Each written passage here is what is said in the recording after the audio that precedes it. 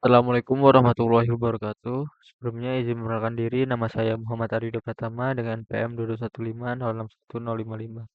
Di sini saya akan membuat video tentang tugas akhir dari mata kuliah kecerdasan buatan, di mana di sini tugasnya adalah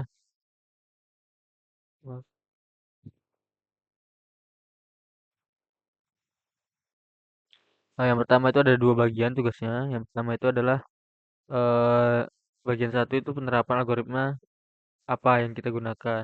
Kemudian teknik AI-nya itu apa, algoritma yang dibahas itu apa, kemudian program dan link videonya. Dan yang bagian dua juga sama judulnya. Nah, jadi di sini ada dari template laporannya. Mungkin soalnya adalah sebentar. Soalnya. Nah, jadi sini soalnya itu adalah yang pertama itu membuat program Python dengan memilih salah satu algoritma pada searching, reasoning, atau planning. Nah, program yang dibuat itu dapat disesuaikan dengan pencarian solusi pada masalah yang diterapkan pada buku. Nah, kalau jika di buku itu nggak ada penerapannya, maka yang dicari adalah masalah sederhana yang ada di sekitar. Kemudian nomor dua itu membuat program Python dengan memilih salah satu algoritma learning yang ditemukan. Nah, program itu dibuat menyelesaikan masalah yang ada di sekitar, boleh mencari permasalahan dan solusi melalui internet. Dan juga algoritma yang ada ditemukan itu searching di internet cukup gunakan algoritma yang dijelaskan pada buku referensi yang kita gunakan saja. Jadi di sini ada beberapa algoritmanya. Di sini ada searching. Searching itu saya di sini menggunakan yang pertama yaitu BFS untuk soal nomor satu yaitu breadth first search. Kemudian yang ke soal nomor dua itu ada learning. Di sini saya menggunakan algoritma KNN atau Kinner's Network Unsupervised Learning. Oke, mungkin kita langsung ke tugasnya aja. Nah, jadi di sini mana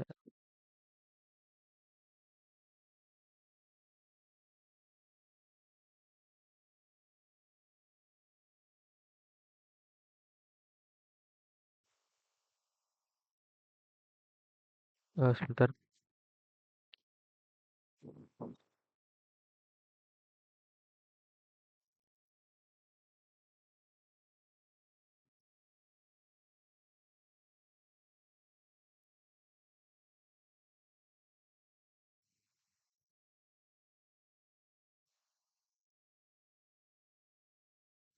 Oke, di sini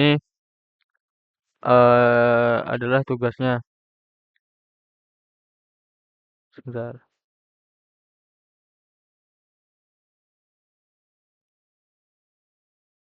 Siap. Wah, di sini saya sudah membuat beberapa apa tugasnya. Nah, tugas pertama itu saya membuat penerapan algoritma PFS dalam kasus pencarian jalur terpendek antar sekolah di kota Bandar Lampung. Nah, teknik yang digunakan adalah searching dan algoritma yang dibahas adalah uni- uniform search atau BFS. Nah, BFS sendiri adalah algoritma pencarian tanpa informasi heuristik atau universe search yang menjelajahi node level demi level. Nah, WF juga itu menjamin atau menemukan jalur terpendek untuk mencari jalur pendek dalam jumlah langkah pada grab tak berbobot. Nah, dalam proyek ini BFS digunakan untuk mencari jalur terpendek antar sekolah di wilayah Bandar Lampung yang dimodelkan sebagai grab modeling simpang sekolah dan jalan penghubungnya. Nah, di sini adalah kode programnya. Jadi di sini ada kode programnya. Yang pertama itu kita mengimpor DQ-nya dulu collection, kemudian di sini apa namanya?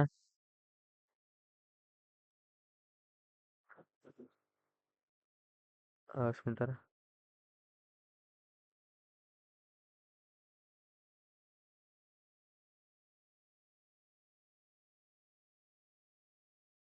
Eh, begini. Nah, di sini masuk nggak ini? Oke. Sini kita adalah untuk di sini ada mendefinisikan BFS short base atau apa namanya mencari jalur terpendek menggunakan BFS. Di sini ada startnya, ada goalnya, ada grabnya. Nah, kemudian di sini ada queue atau antrian, terus kemudian DQ dan startnya. Nah, di sini adalah ketika start sama dengan goal. Jadi akan mereturn di startnya. Nah, di sini mungkin kita langsung ke. Nah, di sini saya menggunakan beberapa grab sekolah di Bandar Lampung. Nah, di sini ada SMA 1, SMA 2 sampai SMA 5. SMA 1, SMA 2, SMK 2, SMAN 9, SMKN 4, dan SMAN 5. Jadi saya itu startnya di SMA 1 dan goalnya di SMA 5. Gimana caranya mencari rute terpendek? Jadi di sini ada beberapa percobaan, ada dari SMA 1 itu SMA 2 dan SMKN 2 untuk jalurnya. Dan yang kedua dari SMA 2 itu lewat SMA 1, SMA 9 dan SMKN 4. Untuk kalau SMKN 2 yaitu SMN 1. Nah, jadi di sini ada BFS untuk mencari jalur terpendeknya. Nah, di sini jalurnya tidak ditemukan apabila rute yang digunakan itu tidak sesuai. Jadi dia akan mengiris atau membalikan dan mengeprint kata ini. Nah, di sini ada penjelasannya. Jadi pertama itu mengimpor DQ untuk operasi append dan polvet. Kemudian di sini adalah mendefinisikan algoritmanya. Nah, di sini ada if star mengecek jika not awal adalah not kembalian, kembalikan patch. Kemudian di sini ada will queue itu adalah looping selama queue tidak kosong. Kemudian nah, di sini adalah startnya SMA 1 dan goalnya SMA 5. Itu adalah not awal dan not akhir. Oke, kemudian di sini adalah memanggil fungsi BFS kok. Sebentar. Nah, di sini adalah memanggil fungsi BFS untuk mendapatkan jalur terpendek. Nah, di sini adalah output dari program yang sudah dibuat. Nah, outputnya adalah jalur terpendek antara sekolah. Yang pertama itu adalah langkah 1 yaitu SMA 1.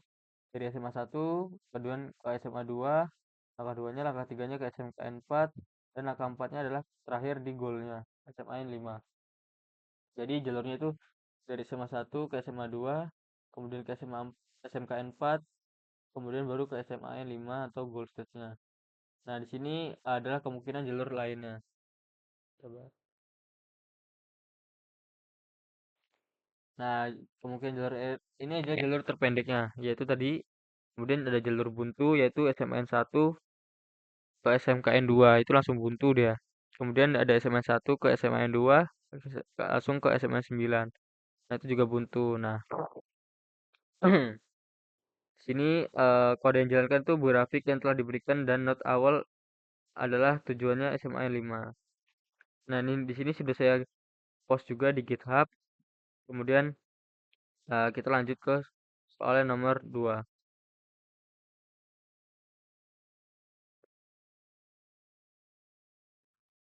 Oke, di sini yang nomor 2 adalah mengklasifikasi risiko penyakit jantung menggunakan algoritma Snake-Board atau KNN berbasis data medis pasien. Jadi saya mencari datanya itu di Kaggle. Nah, di sini datanya seperti ini. Eh,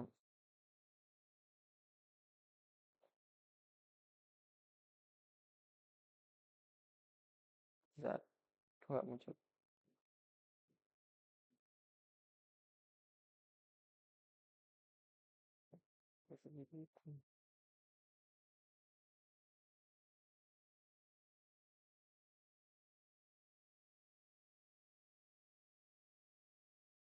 Bentar.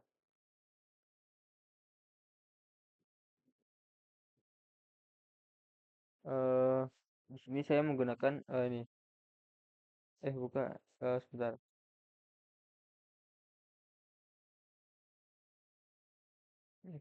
Excel.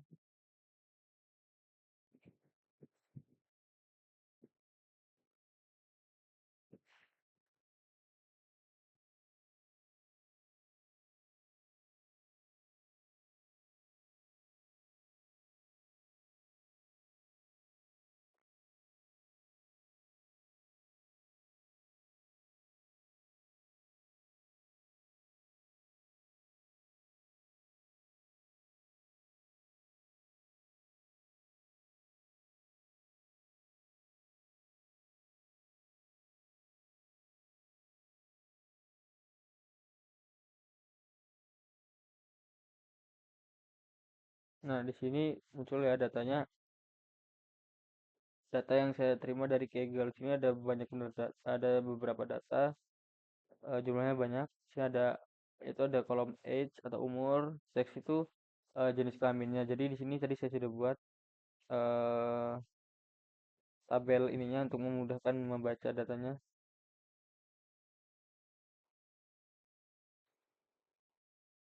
Eh, eh,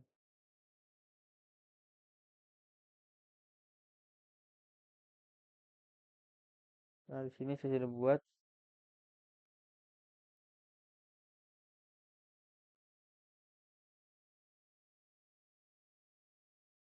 Jadi ada age atau umur, umurnya bervariatif. Kemudian ada seks itu ada jenis kelamin. Nah, jenis kelaminnya itu adalah angka satu itu nol, laki-laki, dan angka nol itu adalah perempuan atau female. Nah, kemudian kemudian di sini ada tipe dari dada yaitu dengan kodenya CP. Jadi kalau nol itu tipikal egina. Kemudian angka satu tuh tipikal egina, nomor dua tuh non eginal pain, dan nomor tiga tuh simptomatik. Nah, kemudian di sini ada stres. Tes TBPS yaitu tekanan darah saat istirahat dalam satuan mm atau Hg. Kemudian ada kadar kolesterolnya, gula darah itu dengan kode FBS. Jadi kalau satu itu benar, nol itu salah. Kemudian di sini ada restek atau hasil EKG istirahat. Nol itu normal, satu itu kelainan, kelainan ST sampai dengan T. Nomor dua itu kemungkinan hipertrofi ventricle kiri. Kemudian sini ada data jantung maksimumnya, ada eksa, nyeri data saat olahraga, satu itu iya, nol itu tidak, dan seterusnya bisa dilihat di sini. Oke, kita mungkin ke programnya.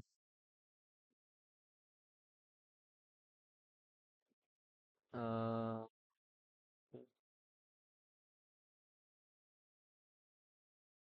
nah, di sini ada programnya. Jadi di sini mungkin saya jelaskan sedikit. Yang pertama itu saya menggunakan Streamlit. Streamlit itu sebuah kayak website atau tampilan UI yang bisa atau membuat sebuah program itu menjadi sebuah aplikasi atau website yang bisa digunakan. Jadi ini saya menggunakan import Streamlit, kemudian ada Pandas ini untuk datanya, kemudian ada model selection yaitu untuk meng-training datanya. Kemudian sini ada import KNN atau adalah algoritmanya. Kemudian di sini ada beberapa fitur. Yang pertama itu ada membuat data. Di sini ada eh, perintah try data yaitu membaca file CSV yaitu head.csv yang tadi saya buka, yaitu ini file ini. Kemudian eh, yang kedua adalah mempersiapkan data. Nah, datanya itu adalah X kali Y. Jadi X-nya itu adalah targetnya, data target, kemudian Y-nya itu drop data. Kemudian X-Y itu di training, kemudian menghasilkan sebuah data. Kemudian ada normalisasi fitur yaitu standarnya. Nah, kemudian ada membuat tampilan di Streamlit-nya. Yang pertama itu membuat model, yaitu adalah model, scalar data. Kemudian ada judul aplikasinya di sini untuk membuat nama judul aplikasinya. Kemudian di sini adalah untuk menggunakan algoritma KNN itu namanya aja sih. Nah, di sini saya memasukkan atau mendefinisikan user input fitur, membuat slider tanpa dan select box untuk setiap fitur. Di sini ada fitur yang sudah saya jelaskan tadi, ada age, kemudian ada CP, trace stripe, sex, full, macam-macam lah. Di sini ada satuannya juga. Kemudian ada konversi input menjadi format yang sesuai untuk model. Nah, di sini sex value-nya itu satu sama dengan di sex itu pria, kemudian else-nya itu nol atau wanita. Kemudian di sini ada lagi FPS yaitu satunya itu untuk ya, else-nya itu nol atau tidak, dan seterusnya. Kemudian membuat dictionary dari inputnya. Nah, input datanya itu berupa age, sex, CP, dengan manggilnya itu CP. Pokoknya ini untuk memanggil input datanya. Kemudian memilih directory untuk apa menyimpan datanya. Ini untuk membuat tombol melakukan prediksi.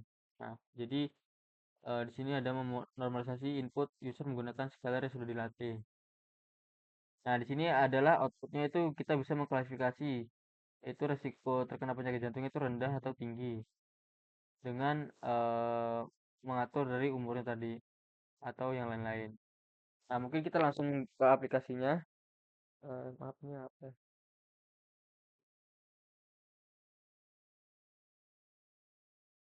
Oke, jadi sebenarnya eh, aplikasi ini bisa di-run di localhost, tapi saya sudah menghapusnya menggunakan Streamcloud.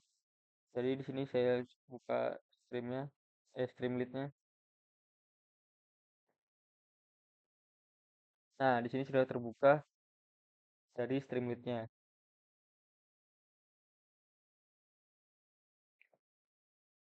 Jadi di sini saya menamakan judulnya itu aplikasi prediksi risiko penyakit jantung.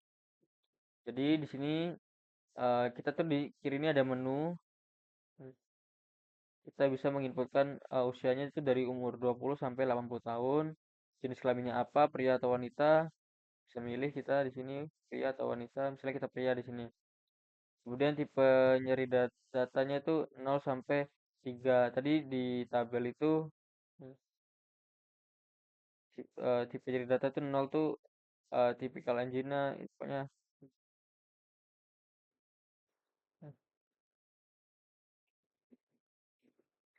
Nah, misalnya di sini kita milih satu nih.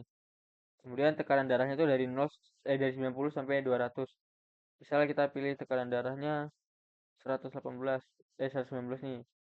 Terus kolesterolnya kita misalnya di 203. Kemudian gula darahnya puasa eh, lebih dari 120 atau tidak. Misalnya ya di sini. Kemudian hasil elektrolinya itu dapat dari di sini adalah nih, hasil EKG istirahat 0 itu normal, kita pilih normal aja di sini. 0. Kemudian detak jantung maksimum misalnya di sini kita 122. Dari data saat olahraga ya misalnya. Kemudian all peak adalah depresi segmen akibat olahraga. Kita kasih rate-nya aja misalnya 2,50. Gila. Terus slope ini adalah kemiringan segmen. 0 itu uploading, 1 flat, 2 down. Kita pilih yang flat aja. Kemudian pembuluh darah utama misalnya di sini 2 dan di sini talnya itu adalah kelainan thalassemia. 0 dan 1 itu normal, 2 itu fixed defect, dan 3 itu reversible defect. Nah, kalau udah di sini kita bisa melakukan prediksi. Ini kita tinggal klik aja di sini. Nah, di sini akan muncul output resiko rendah terkena penyakit jantung. Nah, di sini adalah tingkat kepercayaannya. Jadi, resiko rendahnya itu 100% rendah atau tidak terkena penyakit jantung, resiko tidak terkena penyakit jantung. Resiko tingginya 0. Jadi di sini ada tampilannya 5 baris pertama. Jadi bisa kita download juga datanya. Kayak gini.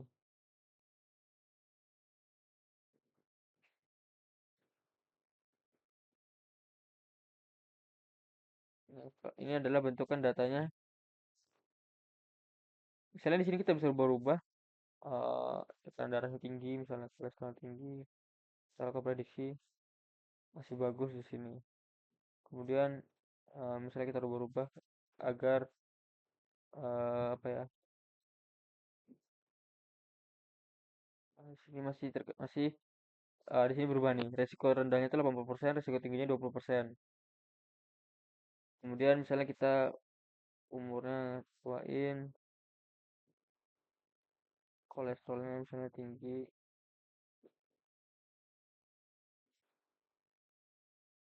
Nah, di sini tuh masih 100%. Kita misalnya kita ubah-ubah lagi. Nah, di sini berubah tuh 60%, 40% untuk apa namanya? Hasil dari coba. Nah, di sini ada risiko tinggi terkena penyakit jantung warnanya adalah merah. Nah, di sini adalah tinggi benar. Jadi ketika ininya datanya segini, maka akan dia 100% risiko tinggi terkena penyakit jantung. Kemudian di sini adalah tampilan data awal 5 baris pertama. Jadi yang ditampilkan di sini hanya 5 baris pertama data yang sudah digunakan. Jadi di sini kalau sudah saya hosting, jadi bisa digunakan mungkin sama teman-teman atau eh, yang bisa mengakses jihad saya. Di sini sudah saya publish, sudah saya hosting.